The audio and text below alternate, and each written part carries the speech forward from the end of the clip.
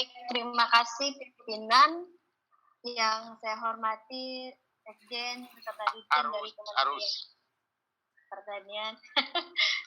Adil Ketahino, Baju Raminka Saruga, Bancengan Kajuata. Pertama-tama arus kepada Dirjen PSP. Ini tentang keterangan yang di lembar kedua, kalau tidak salah dari depan, yang mengatakan bahwa kegiatan cetak sawah SID pemetaan alih fungsi lahan dihemat seluruhnya menjadi tidak ada atau nol. Nah, ini apakah saya yang gagal fokus menerjemahkan kalimat ini atau memang ada sesuatu yang harus dikelirkan, harus kita luruskan bersama? Karena kalau di depan di sini dikatakan nol, tapi di anggarannya masih ditemukan 10 miliar lebih. Dengan rincian juga tidak ada, rincian volumenya nol. Nah, sehingga ini menjadi tanda tanya bagi saya dan tentu kepada semua teman-teman anggota juga. Kemudian pernyataan yang kedua, saya menilai di sini ada kontradiksi karena baru-baru ini Pak Presiden, Pak Jokowi mengajak seluruh elemen masyarakat, kementerian-kementerian untuk berembuk, beramai-ramai kita melakukan perluasan cetak sawah. Nah, sementara di leading sektor yang memang nyatanya adalah garda terdepan urusan persawahan, justru di sini dinolkan. Nah, ini pertanyaan yang bagi saya juga menggelitik. Ini kontradiktif sekali dengan ajakan Presiden. Kemudian untuk Dirjen Tanaman Pangan, saya menggarisbawahi beberapa poin. Yang pertama di sini tentang rincian output kegiatan tahun anggaran 2020 di poin 1. Contohnya itu pengembangan padi untuk stabilitas pangan, dan poin 9 alkintan pasca panen juga ada. Nah, di poin 1 ini terdapat rincian anggarannya 1,1 T lebih. Tetapi di sini belum rigid, dalam artian belum ada rincian spesifikasinya.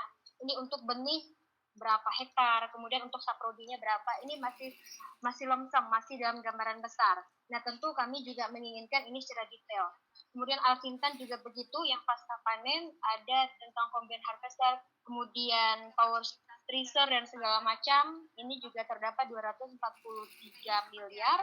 Dengan rincian per unitnya belum tahu ini berapa, ini juga perlu mungkin saya pikir sebagai transparansi kepada kita semua. Dan yang terakhir, saya juga menggarisbawahi tentang bantuan harga dan distribusi gabah, jagung, dan juga fasilitasi bantuan pangan atau beras terdampak COVID-19. Nah, ini seperti apa nanti mekanismenya, implementasi di lapangan, dan untuk menentukan kategori terdampak COVID-19 saja, saya pikir ini susah. Dan ini yang harus betul-betul tepat sasaran, jangan sampai program ini tumpang tindih, dan jangan sampai juga program ini bisa menimbulkan kecemburuan sosial untuk kawan-kawan, untuk masyarakat kita di Dapil. Mungkin ini saja. Oh, satu lagi, lupa.